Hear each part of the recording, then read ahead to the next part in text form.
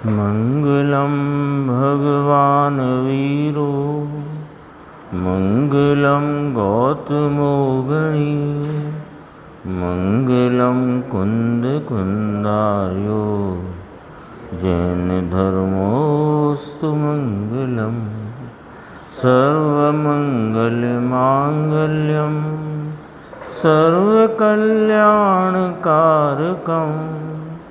प्रधानं सर्वधर्माणां जैनं जयतु शासनं। नमः समय साराय स्वानुभूत्या चकासते चित्स्वभावाय भावाय सर्वभावांतरक्षिणे।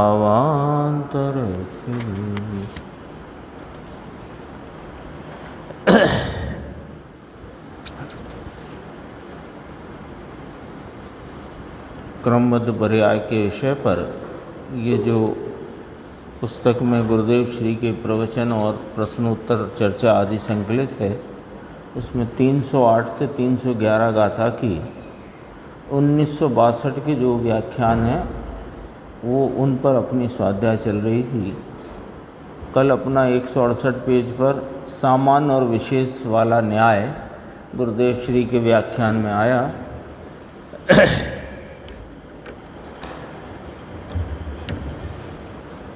ये आया था ना, इंद्रिय से ज्ञान हो परंतु प्रभु तब निमित्त से यानी इंद्रियों से यदि ज्ञान की दशा हुई तो आत्मा वस्तु उसका ज्ञान गुण वह सामान्य नाम कायम सामान्य रूप से कायम रहने वाला उसकी विशेष अवस्था जानने की अवस्था यदि इंद्रियों से हुई तो सामान्य ने क्या किया। एक तो ये न्याय आया है ना। फिर आगे कहा भगवान आत्मा वस्तु आत्मा में एक ज्ञान गुण नाम शक्ति ध्रुव रूप है। अब उसका वर्तमान विशेष उस ध्रुव स्वरूप ज्ञान सामान्य का वर्तमान वर्तता परिणाम विशेष विशेष यानी कार्य कार्य यानी पर्याय पर्याय अर्थात दशा। तो वह ज्ञान की कार्य यानी दशा इंद्रियों से हुई तो उस विशेष ने क्या किया।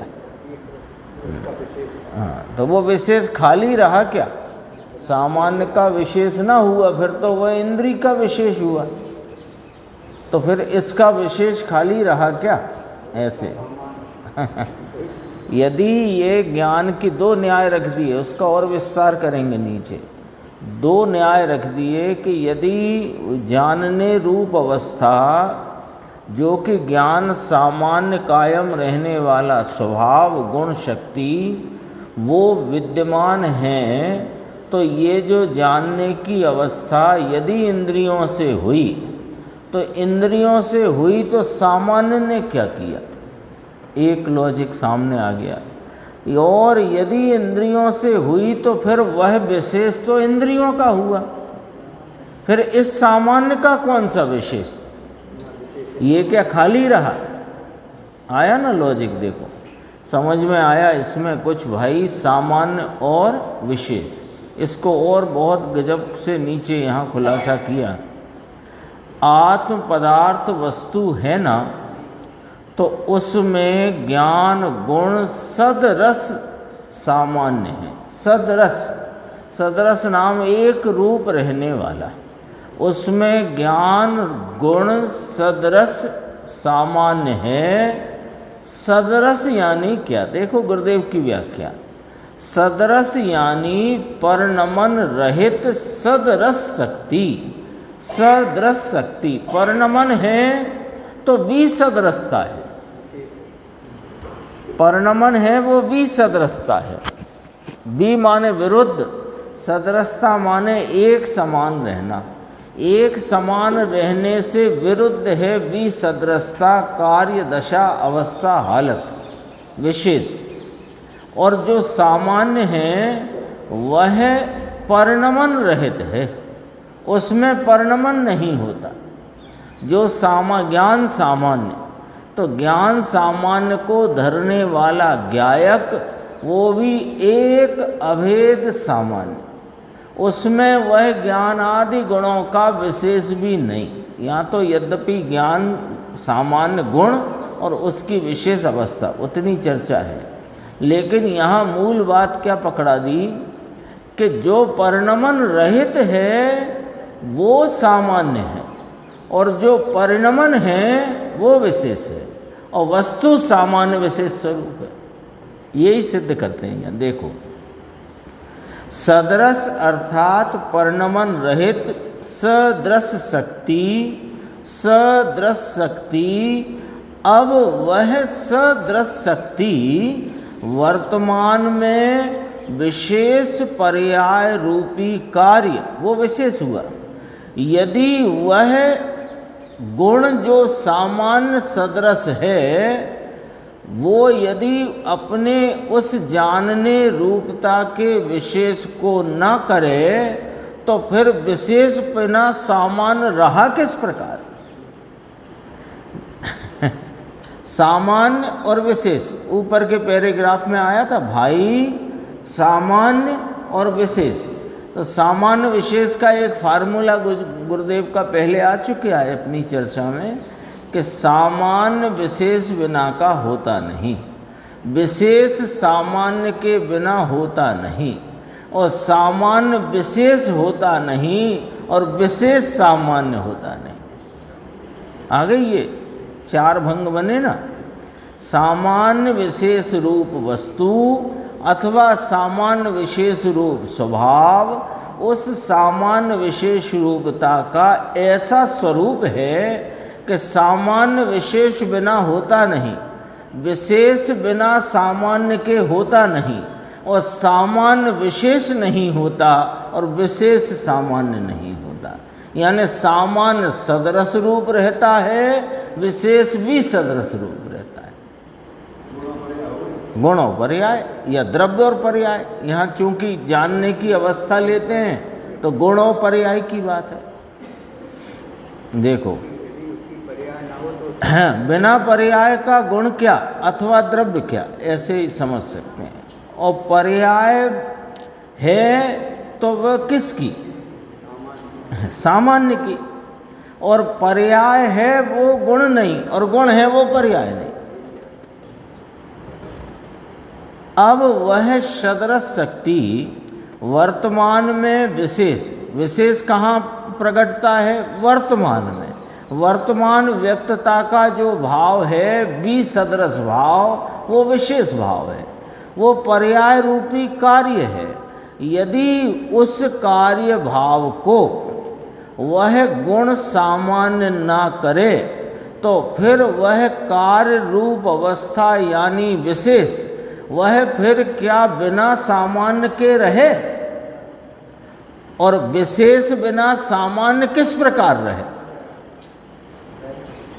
यदि उस ज्ञान की विशेषता की पर्याय यदि इंद्रियों ने की तो सामान्य ने क्या किया?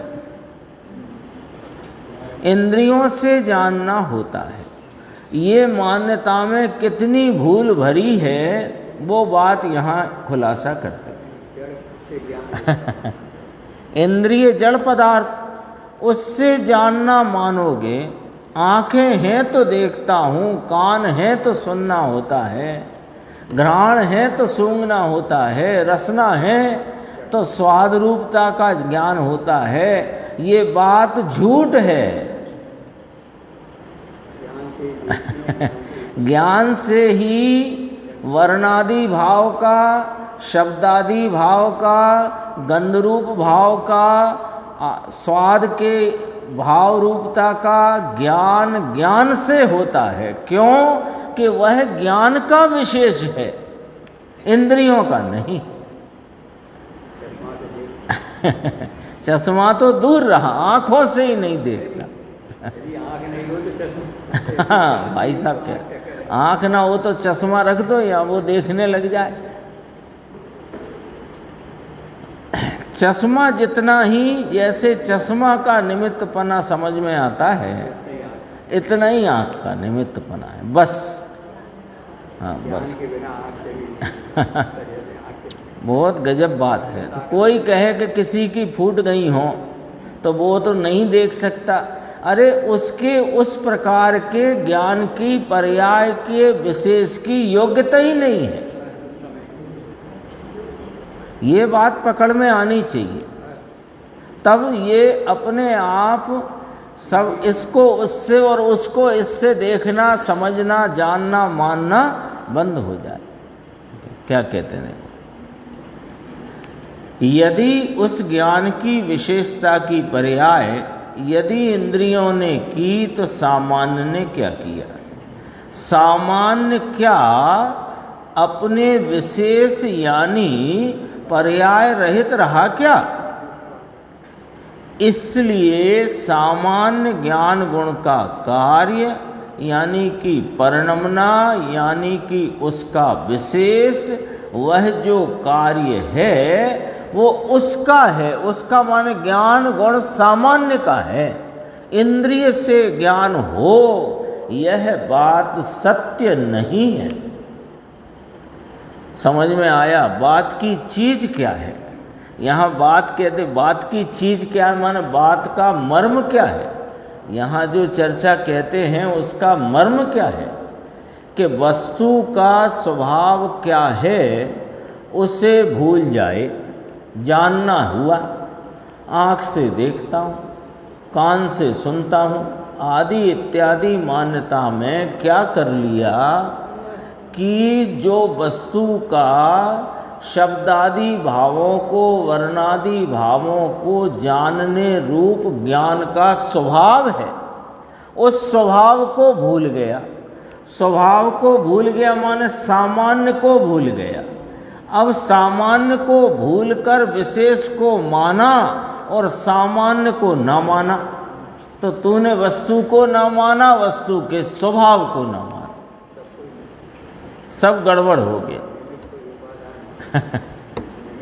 कितनी चर्चा में कितनी तिखास है। तिखास माने पूरी चर्चा जो अपने सामने है इसमें तीखापन कितना। तीखापन माने एकदम शार्प तरीके से पूरा सिद्धांत यहाँ पर प्रतिपादित कर दिया और सरलता से और मिठास से। तिखास है पर मिठास भरी।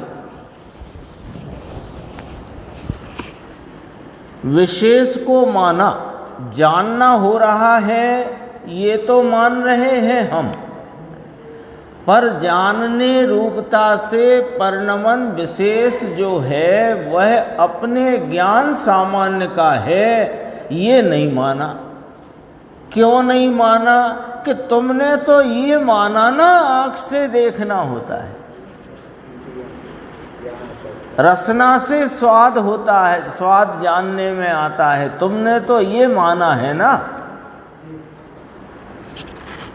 तो तुमने क्या नहीं माना कि तुमने उसके स्वभाव का अनादर किया, स्वभाव को स्वीकार न किया।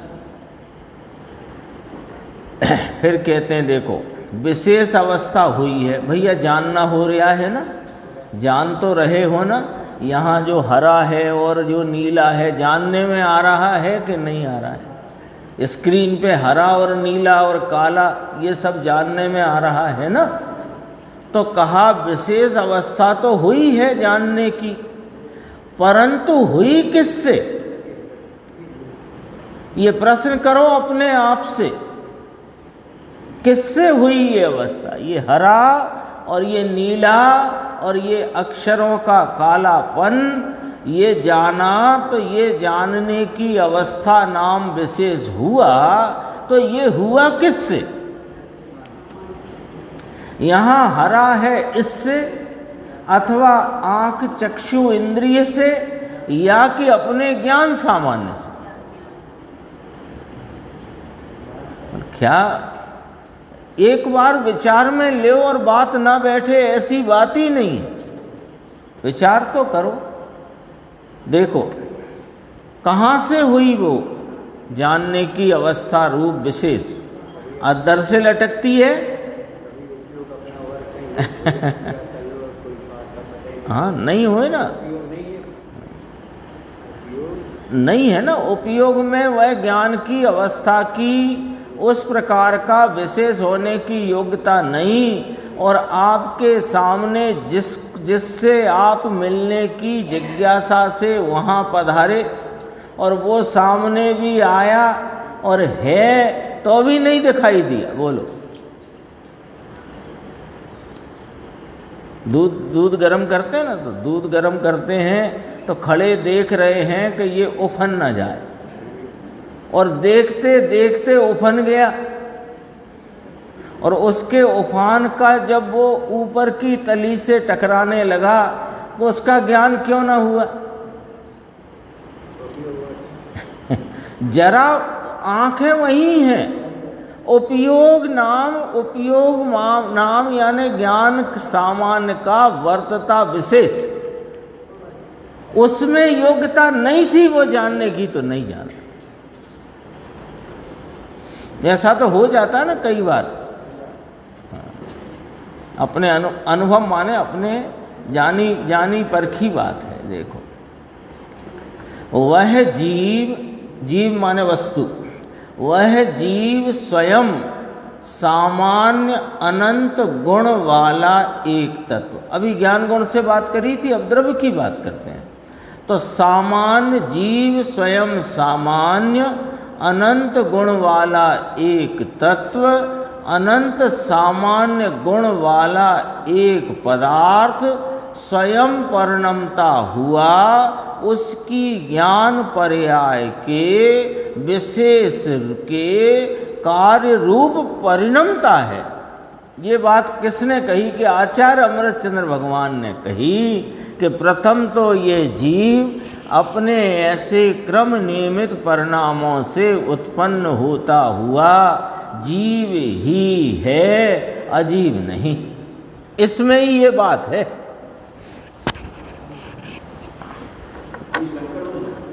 क्या? नहीं, ये शंकर दोष की बात यहाँ नहीं चलती है। वो ज्ञेय से ज्ञान मानना, उसकी चर्चा वो अलग आई है। वो इंद्रियों से ज्ञान नहीं होता, वो 31, 32, 33 गाथाएँ आई हैं। यहाँ तो बात ये चल रही है कि जीव अपने परिणाम से उत्पन्न होता हुआ जीव ही है, अजीव नहीं। तो यहाँ सिद्धि किस बात की जा रही है कि जीव के जानने रूपी क्रम नियमित कार्य का कर्ता जीव है, अजीव नहीं। सिद्ध ये करना है। वहाँ इंद्रिय आदि की बात करी है 31, 32, 33 में, वो अलग बात है। यहाँ पर बात चलती है कि जीव अपने परिणाम का कर्ता है, अजीव जीव के परिणाम का कर्ता नहीं, और अजीव अपने परिणाम का कर्ता है, उसके परिणाम का कर्ता जीव नहीं। ये सिद्धि चलती है। तो ये अकर्तापना सिद्ध करते हैं ना, ये वाली बात है। वह परिणाम से उपजता हुआ जीव उसमें उपजता है। किसमें उपजता है? अब और स्पष्ट करते हैं। वो परिणाम से जीव अपने शब्द है ना, जीव अपने ऐसे क्रम नियमित परिणामों से उपजता हुआ जीव ही है। तो अपने परिणाम से उपजता है, चक्षु के परिणाम से नहीं, और चक्षु के परिणाम से उपजता है, जीव के परिणाम से नहीं। ये बात यहाँ कहते हैं। वह परिणाम माने जानने रूप परिणाम से उपजता हुआ जीव उस जानने के परिणाम में उपजता है। इंद्रियों से उपजता है तो समझाते हैं। ये पृष्ठ या कि पुस्तक इससे ज्ञान पर्याय होती है, ऐसा है नहीं। समझ में आया? फिर देखो नीचे क्या कहते हैं, बहुत गजब की पंक्ति हैं 2। यह तो बड़ा महान सिद्धांत है। अभी तो पहली पंक्ति की चर्चा चलती है, पर टीका में तो दोनों पंक्ति आई है ना।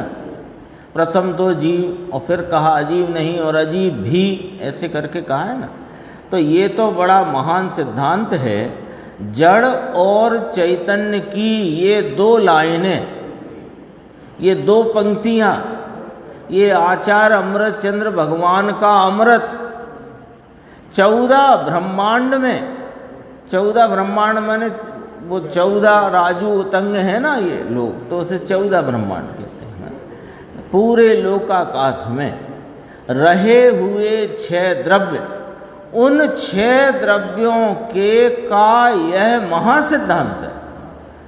ये 6 जाति से 6 और संख्या से अनंते द्रव्य अनंते कैसे रहे हैं कि ये 2 लाइनों में ये बात सिद्ध हो गई कि वे अनंते कैसे रहे। सुबह बात करी थी, अनंत रहने के लिए अपन ने बात की थी कि पर्याय की स्वतंत्रता से वह द्रव्य की स्वतंत्रता सिद्ध होती है, और जब द्रव्य स्वतंत्र सिद्ध हो तो अनंत सिद्ध होते हैं। अनंत द्रव्य अनंत हैं तब सिद्ध होंगे जब सब स्वतंत्र हों, और द्रव्य कब स्वतंत्र सिद्ध होगा कि जब पर्याय स्वतंत्र सिद्ध हो। क्योंकि पर्याय की स्वतंत्रता में द्रव्य की स्वतंत्रता निहित है। कैसे कि वो जो पर्याय है वो उसका विशेष है, वो उसका ही विशेष है, अन्य का नहीं। तो अन्य का नहीं, यदि अन्य से इस विशेष को मानोगे तो फिर वो द्रव्य सिद्ध नहीं होता जिसका कि ये विशेष है। यही तो चर्चा यहाँ आई, यही तो लॉजिक आया।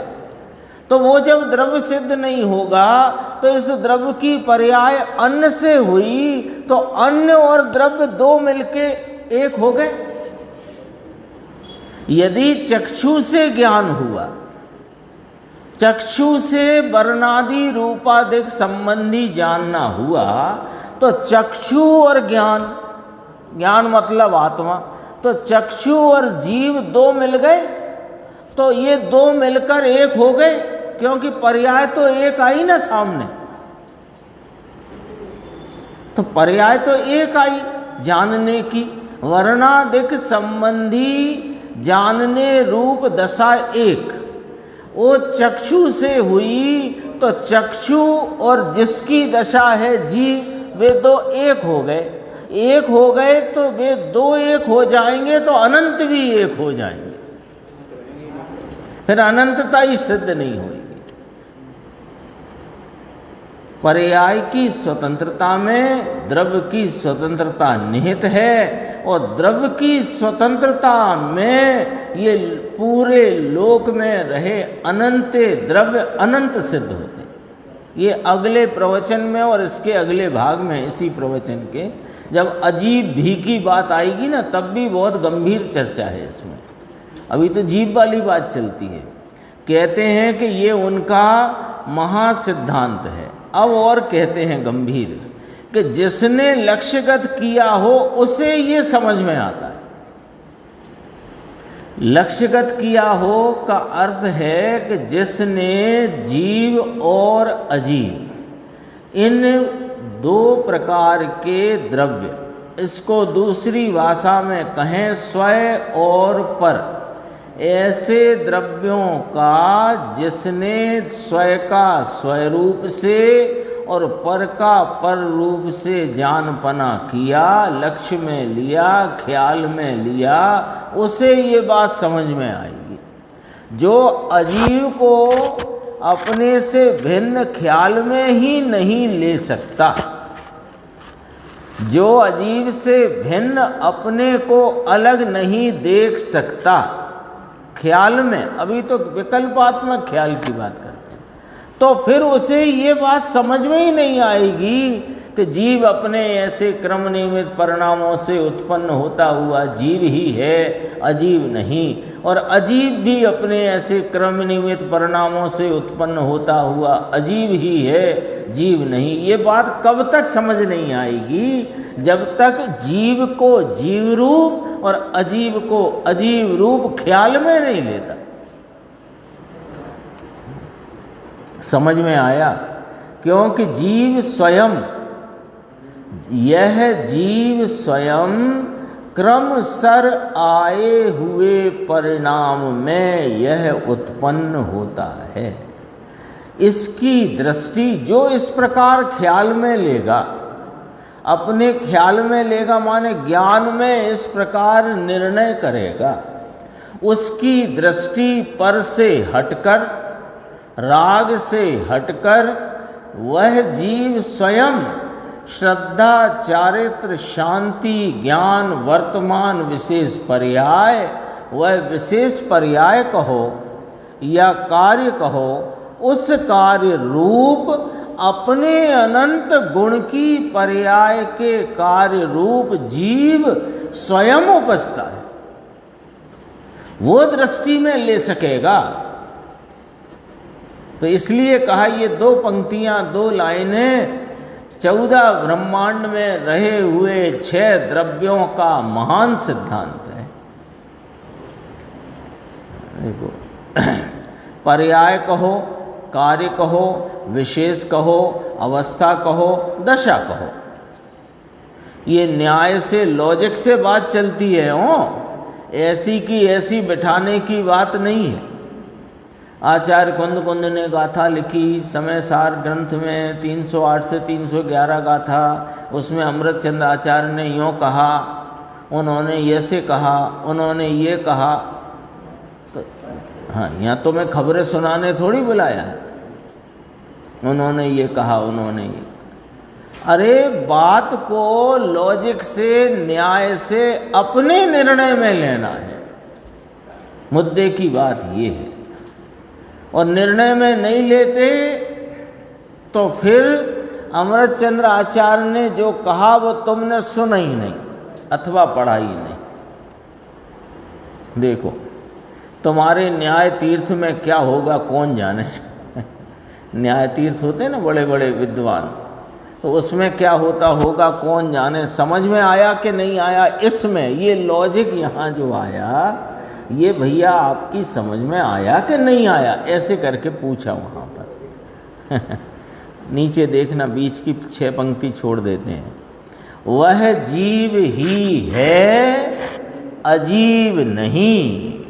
अर्थात क्या कि वह दूसरा जीव वहाँ इस कार्य को बनाता है या कि दूसरा जड़ उस अवस्था को बनाता है, ऐसा नहीं है। ये अनेकांत किया है, ये एक पंक्ति में और 2 पंक्ति। तो पहली पंक्ति भी अनेकांत किया, दूसरी में अनेकांत किया। प्रथम तो यह जीव अपने ऐसे क्रम नियमित परिणामों से उत्पन्न होता हुआ जीव ही है, अजीब नहीं, अनेकांत किया। इसका नाम अनेकांत है।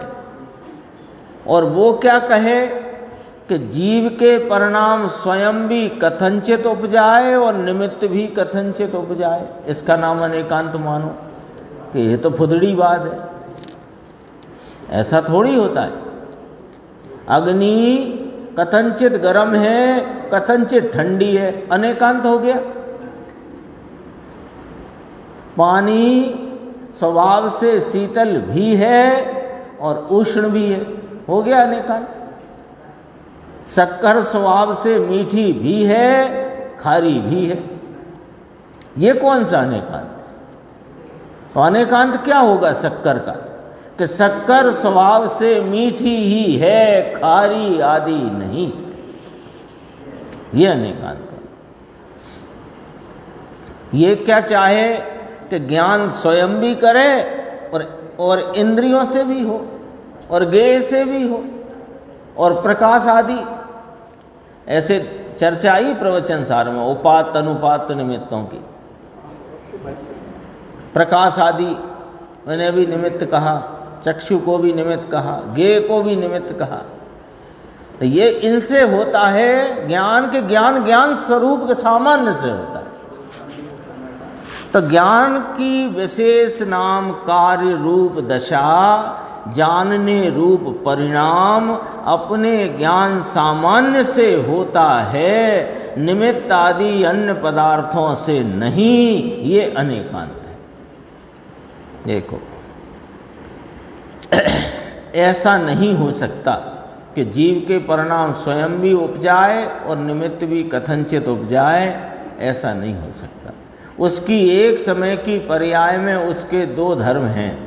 जीव ज्ञान रूप से उपजे, वह अपने अस्तित्व रूप से उपजा है, पर के कारण नहीं, इसलिए पर से नास्ति रूप है। ये दो धर्म, ये अनेकांत है ना, अनेकांत ऐसा ही है। तो अनेकांत में अस्ति नास्ति आई, तो अस्ति नास्ति दो धर्म हैं। वे दो धर्म एक साथ हैं कि अलग अलग हैं? एक साथ हैं। तो स्वयं का परिणाम स्वयं से उपजा है अस्ति, पर से उपजा नहीं, ये नास्ति। इसलिए तो यहां कहा आचार्य अमृतचंद्र भगवान ने अजीब नहीं। क्या गजब की बात है, ऐसी अद्भुत टीका। इसे कोई कहे कि लो समय सार दुरूह कर दिया, दुरूह कर दिया भैया, कि तुम्हें यह आसान कर दिया। अपनी, जो गुरुदेव की भाषा बोलता हूँ, अपनी पोकल खुले पोकल समझ गए, अपनी पोल खुल जाए, इसलिए पहले ही कह दो ये पढ़ो ही मत। अमृतचंद्र आचार्य ने तो कठिन कर दिया, कुंद कुंद आचार्य का कह नहीं सकते, वे तो मंगलाचरण में ही गणधर भगवान के बाद विराजते हैं। और अब उनकी गाथा का मर्म कैसा खोला टीकाकार आचार्य भगवान ने। गुरुदेव कहते पेट में बैठ के टीका की है। क्या गजब बात है। देखो, उसके उपजने में दूसरा कोई नहीं। उपजता क्या है? द्रव्य। सुनना यहाँ की भाषा, कौन उपजता है? द्रव्य। कहाँ? अपने परिणाम में।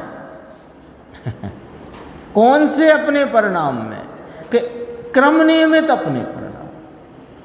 तो परिणामों लिया, तो परिणामों में दो बातें कही।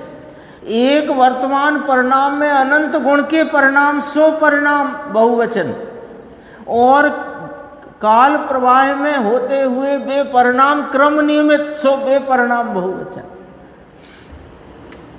एक एक चीज खोलिए गुरुदेव ने, बताओ क्या क्या बाकी रखा है? कुछ बाकी रखा नहीं। अब तो बाकी यदि कुछ है तो अपने अपने सिरे पर है, यानी गेंद अपने पाले में है। उसका क्या करना है वो अपने को विचार से निर्णय करके वो अपना कार्य बाकी है, ऐसा कहना चाहते हैं। सुनाने का काम तो उन्होंने 45 वर्ष तक किया, और कोई अपने ऊपर ऐसे अपने भाग्य की बात ही कहो कि 45 वर्ष के बाद और 42 वर्ष निकल गए और बात अभी भी चल रही है, वैसी की वैसी, जैसी चलती थी वैसी। हाँ, नहीं और कुछ ऐसा बनाव बन गया। ऐसे पहले आता था, एक निबंध आता था बचपन में, 5वीं 6वीं 7वीं 8वीं में, विज्ञान वरदान है कि अभिशाप है। तो हम तो कहते हैं वरदान ही है, वरदान ही हो गया हमारे लिए। तो अभिशाप जिनको हो वे अभिशाप भुगते उस विज्ञान का। हमारे लिए तो ये विज्ञान वरदान है, वरदान ही हो गया। दूसरा जड़ या दूसरा जीव उसमें नहीं है। सर्वज्ञ भगवान वे भी इसकी पर्याय में उपजाने में वो जीव नहीं, यहाँ उनका नाम अजीब है, यहाँ उनका नाम अजीब है। समझ में आया? देखो आगे की चर्चा और देखते हैं थोड़ी। इसी प्रकार अब ये जीव की बात हो गई ना, अजीब नहीं, यहाँ तक पंक्ति पूरी हो गई। लाइट आ जाए तो चल जाए।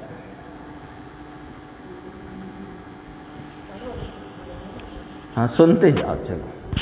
इसी प्रकार अब आया दूसरा। अपने को तो पंक्ति याद है ना, अजीब भी अपने ऐसे क्रम नियमित परिणामों से उत्पन्न होता हुआ अजीब ही है, जीव नहीं। अब इस पंक्ति की बात चलती है। ये जीव की एक द्रव्य की बात की, जीव में एक द्रव्य लिया और 5 रहे अजीब, है ना। 5 अजीब में भी अन्य जीव भी वो अजीब ऐसे लिया। भगवान के देखे हुए 6 द्रव्य है ना, सर्वज्ञ परमात्मा त्रिलोकनाथ देव ने 6 द्रव्य देखे हैं। उसमें एक जीव की बात आई, अब आई अजीब की। इसी प्रकार अजीब भी क्रमबद्ध अपने परिणामों से उत्पन्न होता हुआ। अजीब भी, तो भी क्यों लिया? क्योंकि जीव की बात तो कर दी, जैसे जीव की करी ऐसे ही बात अजीब की समझना, ऐसे कहा। इसके लिए उपरांत अजीब, जीव की बात करी, उसके उपरांत अजीब की बात करी तो भी लिया, इसलिए भी शब्द लिया। उसमें भी की आवश्यकता नहीं थी। ये बात क्या कहने की जरूरत है गुरुदेव को, समझना जरा, कि यहाँ भी कह कर के जीव भी और अजीब भी दोनों इकट्ठे हो गए, ये नहीं कहना है। तो जब जीव की बात की तो वहाँ भी की जरूरत नहीं थी, क्योंकि यहाँ भी की जरूरत नहीं है। लेकिन जीव की बात की, जिस प्रकार जीव की बात करी उसी प्रकार अजीब की बात भी समझना, इसलिए भी जीव भी और अजीब भी ऐसा मिलाकर नहीं समझना है। इसलिए कितना ध्यान रखते हैं गुरुदेव, एक शब्द का प्रयोग क्यों किया गया, कैसे किया गया, किस लिए किया गया, बोलो। यदि इस भी को जीव भी में लगा दो तो बात बदल जाएगी। वहां लगा दो प्रथम तो जीव भी और फिर कहो और अजीब भी, तो ये मिलाकर नहीं कहना है भैया, दोनों अलग अलग हैं। हाँ, जीव की बात कर दी, उसी प्रकार अजीब की भी ऐसे। सिद्धांत एक है, वस्तु न्यारी न्यारी है। वो कैसे मालूम पड़ा कि अनेकांत किया ना, जीव अजीब नहीं और अजीब जीव नहीं, बीच की पंक्ति तो याद ही है अपने को। बार बार बोलेंगे तो आपको लगेगा कि लो वही पंक्ति चलती, इसलिए देखो अजीब भी, ये परमाणु, देखो ये परमाणु शरीर के रजकण, वह अजीब भी अपने क्रमबद्ध परिणाम से उपजता हुआ। ये अवस्था ऐसी हो, वह अवस्था की पर्याय उसके क्रम में आई हुई, उसमें वह परमाणु आकर उपजते हैं, आत्मा उसे उपजाता नहीं। समझ में आया? फिर और चर्चा करी गुरुदेव ने, ये खोखा रखा है, इसका कोई परिणमन है, वो सब अपने से होता है। अब देखो जरा बात यहाँ चावल की करी गुरुदेव ने। अपने को लगता है ना चावल क्या बिना पानी के सीजेंगे? चावल डालकर बैठे रहो, महिलाओं को कहें चावल पकाना, बैठे रहो। महाराज कहते थे कि पानी बिना सीज जाएंगे, तो कहा सुनो ना अब कि पानी बिना ही सीजते हैं, पानी बिना सीजते हैं, अग्नि बिना सीजते हैं। अरे वे चावल के परमाणु जो उनके स्पर्श गुण की कठोर अवस्था थी, वो कठोर अवस्था पलटकर अपनी क्रमबद्धता से वह मुलायम अवस्था को प्राप्त हुआ है। वह कार्य स्वयं उस परमाणु का उस क्रमबद्धता में आया हुआ परिणाम, पूर्व पर्याय का वे और नवीन पर्याय का उत्पाद। बस कठोर का वे मुलायम।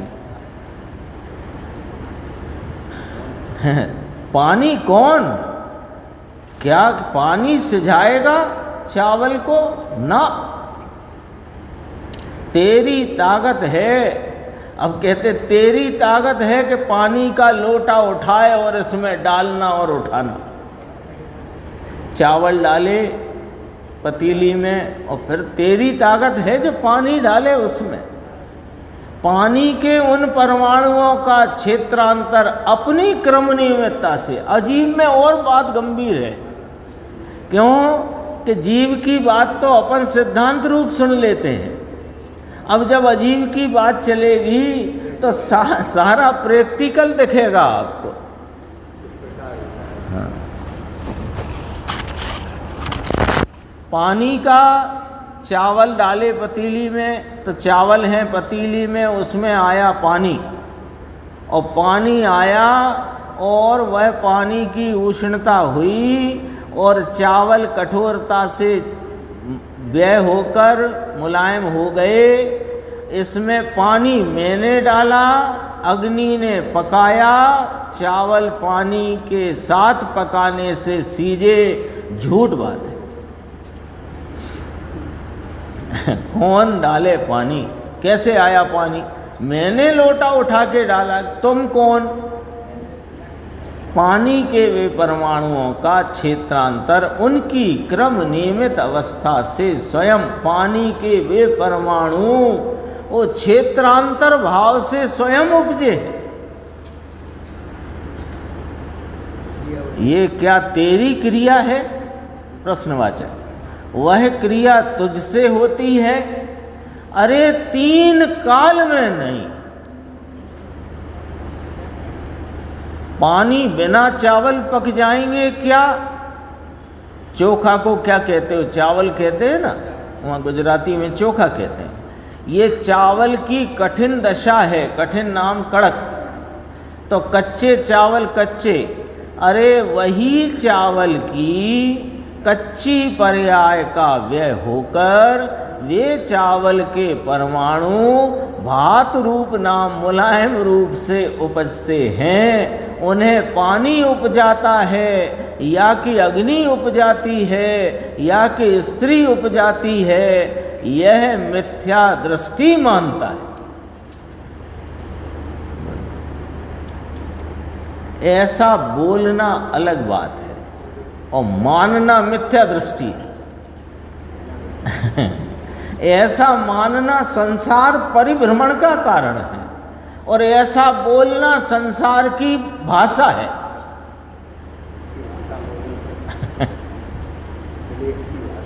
हाँ, संसार की भाषा है। भाषा अलग है, तब तो कथनी करनी का फर्क है।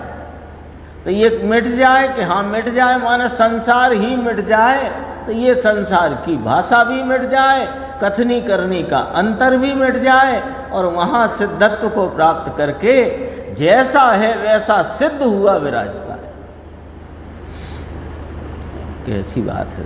भगवान जैन सर्वज्ञ भगवान ने पदार्थ का स्वभाव कहा, इसकी उसे खबर नहीं है। समझ में आया जगत से बहुत फेर फार है भाई, लो कर दो, इसका कर दो, उसका कर दो, ये कर दो, वो कर दो।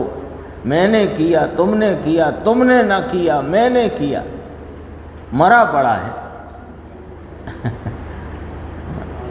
देखो मोर पिच्छी पड़ी है, अपने आप ऊंची कर दो, मोटर चलती है, मोटर पेट्रोल बिना चलती है। ये सब बातें आती हैं स्थान स्थान पर, अपन ने देखी हैं। देखो और खुलासा 173 पेज आया। उसी प्रकार अजीब, यहाँ तो इसमें सब निमित्त का उड़ जाता है। निमित्त के संदर्भ से, संबंध से जितनी बात आगम में आई है वो निमित्त की बात है। उसमें उस उपादान में निमित्त का कुछ भी हस्तक्षेप नहीं, कुछ भी। किंचित आगे लिया गुरु, यहीं आ गया देखो, अकिंचित कर। साधक अवस्था में कथनी और करने में अंतर आएगा ही, कोई अपन को समझना पड़ेगा। तो आता है ना, क्यों? भाषा संसार की चलती है और जब तक संसार है संसार की भाषा है और दृष्टि सिद्धत्व की है। अब अपन एक से चिपके रहेंगे तो बस नहीं नहीं समझ पाएंगे, नहीं समझ पाएंगे। वस्तु स्वरूप समझने के लिए दृष्टि सिद्धों जैसी चाहिए, तब समझ में आती है बात। इसमें बहुत स्पष्ट किया, देखो, निमित्त वह कार्य में अकिंचित कर हो जाता है। अकिंचित कर हो जाता माने अकिंचित कर ही है। निमित्त का अर्थ ही अकिंचित कर है। किंचित कार्य यदि वो करे तो फिर निमित्त ना रहता, उपादान हो जाता। प्रत्येक रजकण, ये लकड़ी, ये जीव, ये जवान, भाषा, ये भाषा के परमाणु, वे भाषा की पर्याय पने पर्ण में वह परमाणु उस पर्याय रूप से उपजते हैं। अजीब अपने ऐसे क्रम नियमित परिणामों से उपजता हुआ अजीब ही है, जीव नहीं। आ गया फार्मूले में। हाँ। तो जीव अथवा उस संबंधी विकल्प उसका निमित्त है, इसलिए भाषा रूप वे परमाणु परिणमते हैं, ऐसा है नहीं। समझ में आया? देखो इतनी गजब की ये 4 पंक्तियां हैं। अनंत को अनंत के कार्य रूप परिणमता देखो।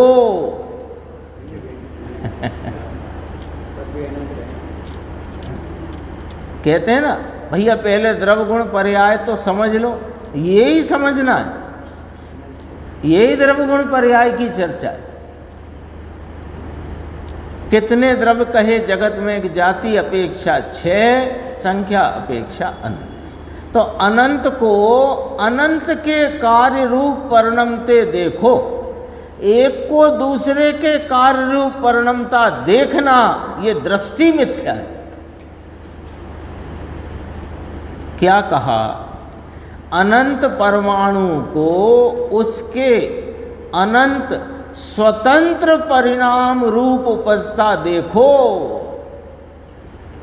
किसी के परमाणु के कार्य को किसी ने किया या जीव ने किया, ऐसा प्रतिभासित होना वह अज्ञान है, मिथ्याभास है।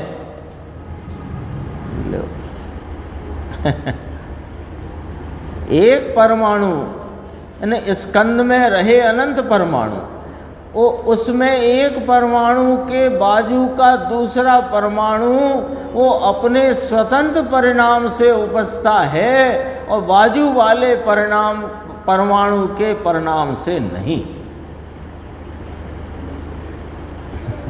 पानी 1 गिलास 2 गिलास गर्म हुआ, तो गर्म हुआ तो उसमें अनंत परमाणु हैं। वे प्रत्येक परमाणु अपनी स्पर्श गुण की उस समय की क्रमबद्ध अवस्था में उष्णता के भाव को प्राप्त हुआ है।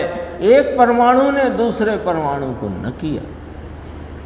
ऐसा करते ना, जैसे खीर आई कटोरी में, बहुत गर्म है, खा नहीं सकते अभी, तो एक दूसरी बड़ी कटोरी में पानी भरा, उसमें वो खीर की कटोरी रख दी, अब ठंडी हो जाएगी। अरे उससे ठंडी होती ही नहीं।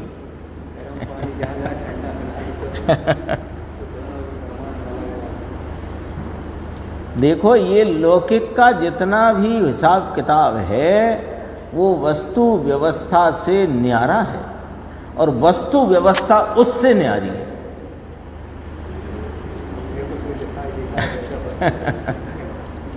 दिखाई तो क्या देता है कि अपन देखते ही संयोग से, और वे कहते हैं कि अनंत को अनंत के कार्य रूप परिणमता देखो। वहां वो बड़े कटोरे में रखा पानी, पानी में रखी खीर। अब वो खीर के परमाणु उष्णता के वैरूप और शीतलता के उत्पाद रूप स्वयं परिणमे है, और उस बड़े कटोरे का पानी उसके परमाणु शीतलता के वैरूप और उष्णता के उत्पाद रूप स्वयं परिणमे है। ऐसे देखो, ये कह रहे हैं गुरुदेव श्री आचार्य भगवान कहते हैं ऐसे देखो, सर्वज्ञ भगवान कहते हैं ऐसे देखो। ऐसे वस्तु का स्वरूप यहाँ बुद्धि में बैठेगा तब ये दो पंक्तियों का अर्थ समझ में आएगा। ये बात पहले कह चुके अभी।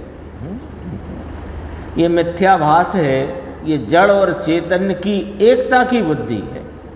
ऐसे देखना, समझ में आया? नीचे देखो, जीव का कहा वैसे अजीब भी क्रमबद्ध अपने परिणामों से, और कितने ही ऐसा कहते हैं। देखो, लो जीव राग करता है तो कर्म बनते, राग न करे तो नहीं बनते।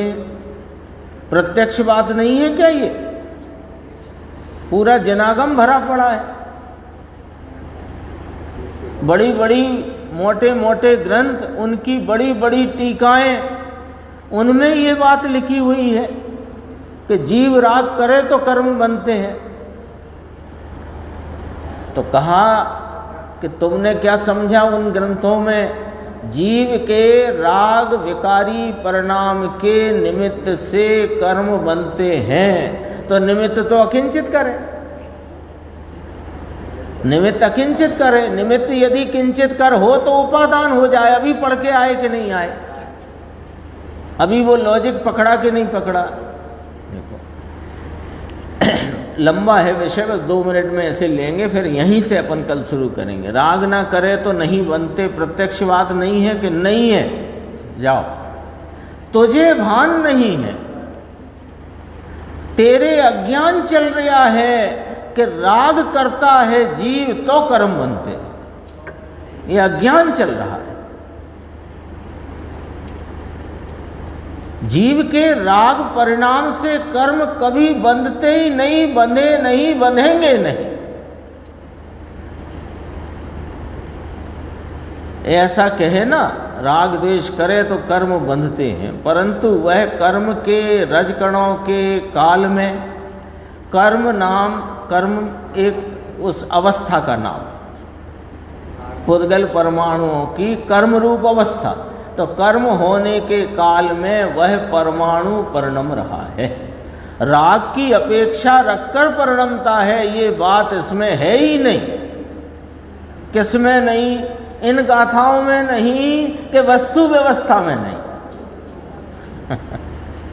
यहाँ तो निरपेक्ष आएगा ना, समझ में आया? आगे आएगा निरपेक्ष। जीव के राग देश हैं इसलिए यहाँ कर्म बनते हैं, ऐसा नहीं है। ज्ञान की असाधना करी इसलिए ज्ञानावरणी को ज्ञान रूप ज्ञानावरणी का उस प्रकार का बंध पड़ा और यहाँ ज्ञान की हीनता हुई, ऐसा वस्तु में नहीं है। वे परमाणु ही ऐसे हैं। ज्ञानावरणी की पर्याय पूर्व में नहीं थी, परंतु वर्तमान रूप जो ज्ञानावरणी के क्षयोपशम रूप परिणमन हुआ, उसमें वे परमाणु ज्ञानावरणी रूप से उपजे हैं। उन राग द्वेष, असातना रूपी राग द्वेष, उसके कारण ज्ञानावरणी हुआ है, ऐसा नहीं है। बहुत फेर फार, परंतु भाई इस सिद्धांत को निर्णय करने जाए तो कितने शून्य लगाना पड़ेंगे। अर्थ आया? से शून्य लगाना पड़ेंगे, यानी तेरी जानी मानी बात को काट देना पड़ेगा। हम तो ऐसा समझते थे शून्य है, हम तो ऐसा समझते शून्य है। शेष चर्चा आगे लेंगे, यहीं से लेंगे अपन आगे।